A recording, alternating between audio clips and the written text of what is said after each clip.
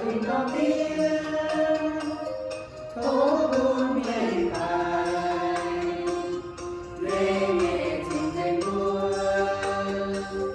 ô mấy dầu chia con miếng nghề nói hãy ca Phật ra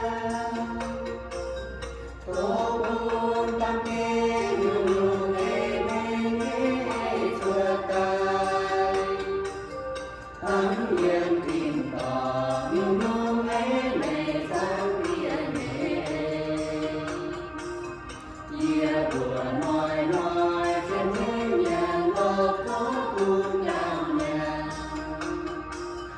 có quàng nghĩa chân nói nghề chùi cam nghĩa quảng cung nghĩa nghề có nhiều nên búa giàu to nghĩa nghề chùi đó mai tu